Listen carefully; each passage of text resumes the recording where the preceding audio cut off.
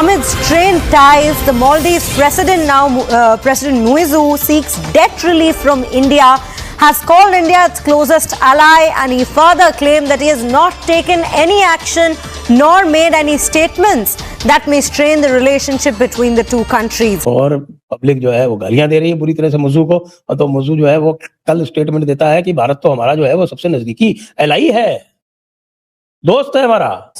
But the question is कि जिस तरह की पोलराइजेशन वो मालदीव्स के अंदर कर रहे हैं, क्या वो सरवाइव कर पाएंगे? मेरा नहीं ख्याल। और ये उससे पहले भी हम बात कर चुके हैं कि उनको तो प्रो इंडिया होना चाहिए था और प्रो चाइना भी होना चाहिए था। दोनों काम करते तो उन्होंने बच जाना था।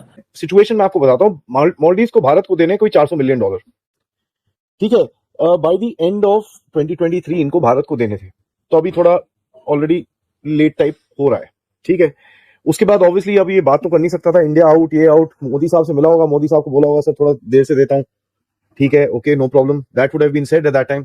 And then you can see that कहीं ना कहीं मालदीव्स की हालत थोड़ी सी ऑब्वियसली खराब होनी शुरू हो गई है।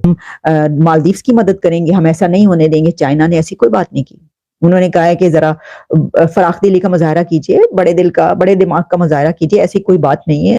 लेकिन इंडिया ने इसका जवाब जो है अब दिया है वो बड़े ही सलीके से दिया। सबसे बड़ी की पॉइंट यही है जनाब, पॉइंट इसके अलावा वो इससे बेहतर जवाब उनके लिए नहीं हो सकता था, क्योंकि उनको अब ये क्या करेंगे, वो क्या कर रहे हैं, वो प्रो चाइना होके एंटी इंडिया हो रहे हैं। मुझे ऐसा लगता है ज़ाती तौर पे कि इंडिया का बहुत ज़्यादा जो असर वसूख है वो चाइनीज़, ज़ाहिर बात है, उससे वरिड है, और वो समझते हैं कि हम कैसे इस असर वसूख को ख़त्म कर सकते हैं। अब इमेजिन करें, $109 million and Mali seeks debt relief from New Delhi. In his first interview with local media since taking office, the Maldivian president was all praise for India, saying New Delhi has been a huge beneficiary to Mali and has implemented the greatest number of projects in his country. ये है मालदीव्स के मुइजू। अब बोलते हैं ना, भागते भूत की लंगोटी पकड़ो, वैसी ये ट्राई कर रहे हैं। चक्कर क्या है, क्योंकि पैसे देने हैं भाई, पैसे है नहीं। तुम्हारी टोटल जीडीपी है कोई $4-5 बिलियन, $400 मिलियन तुमने भारत को देने हैं, क्या दोगे? Where will you get the money to give India? Obviously you don't have it. Anyways, वो थोड़ा आगे जाके बात करेंगे। अब पैसे नहीं है तो इसका जस्टिफिकेशन सेल्फ रिलायंस का क्या है कि जी मैंने ड्रोन खरीदे। दिमाग देखो कितना जबरदस्त है इसका। पैसे नहीं है, किसी का डेट वापस करने के लिए पैसे नहीं है, लेकिन $50 मिलियन के, $40 मिलियन के आपने ड्रोन खरीद लिए। उसके अंदर भी झगड़ा पड़ा हुआ है, बिल्कुल। लोग बोलते हैं भाई आपने 6 ड्रोन खरीदे 5 मिलियन के, वो तो 30 हो गए। 37 मिलियन इन्होंने खर्चा करा है, 7 मिलियन का है। करप्शन की बात हो रही है वहां पर, ये हो रहा है, वो हो रहा है। कहता है कोस्ट गार्ड में अपने आप बनाऊंगा, ठीक है। उसके बाद देखो, कहता है कि जी जो ये 2 हेलीकॉप्टर और एक जहाज है, ये हमारा एक एग्रीमेंट था, उसके हिसाब से काम कर रहा है। यहां पर हमारा सिर्फ एक रिक्वेस्ट है भारत के साथ कि यार आप ट्रूप्स मत रखो यहां पर, कोई और रख लो, ठीक है। और देखो अभी मालदीवियंस तो रख नहीं सकते क्योंकि हमारे पास ट्रेनिंग नहीं है, लेकिन देखिए अगर मालदीवियंस नहीं रखें तो जरा आप प्लीज किसी सिविलियन को डाल दीजिए, यहां पर ट्रूप्स मत रखिए, हमारी सॉवरेनिटी पे चक्कर आता है। तो मालदीव्स इतना गेम है कि भाई उसको 80 ट्रूप से बड़ा सॉवरेनिटी पे थ्रेट आ जाता है। तो साहब भारत का आप सोच लीजिए आर्मी की कितनी खौफ है। मैं समझता हूँ इस पूरे खित्ते के अंदर अगर कोई मीडिया मालदीव्स के अंदर एक्सेस रख सकता है तो वो इंडियन रखते हैं, और इंडियन मीडिया की पाकिस्तान के अंदर भी एक्सेस है, बांग्लादेश के अंदर भी एक्सेस है, नेपाल, भूटान, श्रीलंका, इन पूरे रीजन के अंदर उन्होंने इंडियन मीडिया की एक्सेस है। कभी नॉर्मली इसको लोग डिस्कस नहीं करते और ये जो जारी बात है एक्सेस है, उसका जारी बात है कि उसकी वजह यह है कि प्राइवेट सेक्टर बहुत बड़ा है इंडिया का, बड़े प्लेयर्स हैं, और इंडियन मीडिया ही रिपोर्ट कर रहा है मालदीव्स के हवाले से।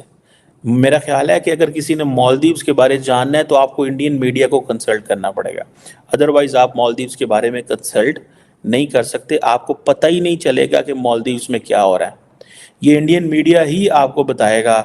मालदीव्स का मीडिया बड़ा थोड़ा जो है वो जाना जाता है और वो सारी चीज़ जो होती है। सो ये जिसे वो कहते हैं ना, मालदीव्स के प्रेसिडेंट ने गलती ये कर ली कि उन्होंने एक एंटी इंडिया स्टांस लेके वो चाइना चले गए, पहले वो टर्की चले गए।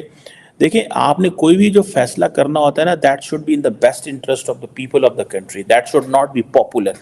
मुझे लगता है कि प्रेसिडेंट मौजूद जो है, he wants to be a popular leader, और इसलिए उन्होंने ये सारी की सारी ये जद्दोजहद कर रहे हैं कि वो एंटी इंडिया प्रो चाइना होने की कोशिश कर रहे हैं। ठीक है जनाब।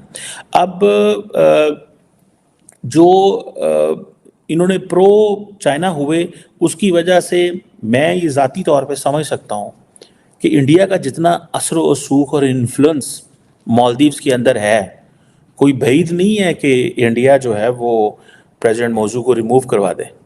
आप इस चीज़ को अंडर एस्टिमेट ना करें, इस एलिमेंट को। ये मुझू मियाँ बोल रहे हैं, मुझू मियाँ किसी को मोतिया ना समझो। भारत जो है वो तुम्हारे जैसे मच्छरों को मसलना बहुत अच्छी तरह से जानता है। उसने पाकिस्तान वाले जैसे वो बड़ी मक्खी को मसल दिया, तो तुम तो एक छोटे से मच्छर हो। और पाकिस्तान को कैसे मसला? भारत ने ट्रेड बंद कर दी, उसको इग्नोर करना शुरू कर दिया, टोटल इग्नोर मार दिया। बाकी जो उसके दुश्मन थे या जो उससे और उससे कुछ परेशान थे, उन्होंने भारत से सहायता मांगी, तो हाँ लो भाई, सहायता देने में तो हम नंबर 1 है पूरे विश्व में, बहुत अच्छी सहायता देते हैं।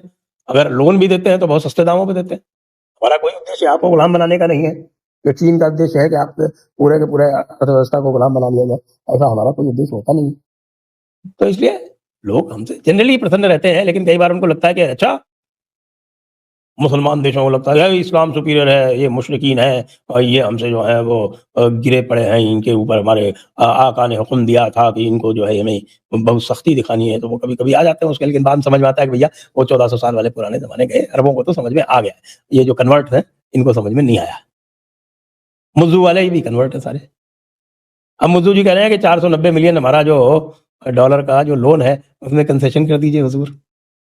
अच्छा, हमारा तो भैया वैसे भी कंसेशनल लोन है, और क्या कंसेशन चाहते हो? चाइना से पहले कंसेशन करवा लो, और चाइना से कंसेशन करवा के हमें बता दो कि हमने चाइना से कंसेशन करवा लिया है, फिर हम भी कर देंगे। क्यों मुज्जू मियां? इस डील में तो तुमको कोई प्रॉब्लम नहीं होनी चाहिए भाई। चाइना तुम्हारा बड़ा बेनिफैक्टर है, चाइना ही तुमको सब कुछ सपोर्ट कर रहा है, तुमको लगता है तुम्हारी जिंदगी भी चाइना बचा लेगा, चाइना जो है वो फर्स्ट रिस्पॉन्डर आएगा तुम्हारी क्राइसिस में, करो। लेकिन चाइना तो कुछ नहीं कर रहा। चाइना तो कह रहा है कि नहीं भाई, हम तो कोई लोन वोन पे, देखिए हमारी पॉलिसी नहीं है कि हम आपको कोई कंसेशन वंसेशन दें, और हम तो नेगोशिएट भी नहीं कर रहे हैं, हम तो रोल ओवर भी नेगोशिएट नहीं कर रहे हैं। वो तो सिर्फ हम पाकिस्तान करते हैं और उसके बदले उससे जमीन लेते हैं। लो कर लो बात। दोस्तों, मुझे उम्मीद है कि ये वीडियो आपको पसंद आया होगा। वीडियो पसंद है तो प्लीज़ हमारे YouTube चैनल को जरूर सब्सक्राइब कीजिए। इसी प्रकार का भविष्य में वीडियो देखने के लिए चैनल को सब्सक्राइब कीजिए। हमारे इस YouTube चैनल पे आपको इससे भी ज़्यादा इंटरेस्टिंग वीडियो भविष्य में देखने को मिलता रहेगा। तो प्लीज़ हमारे YouTube चैनल सोच टाइम्स को सब्सक्राइब कीजिए, वीडियो को लाइक कीजिए, इस वीडियो को अपने दोस्तों के साथ जरूर शेयर कीजिए। नमस्कार, फिर मिलेंगे अगले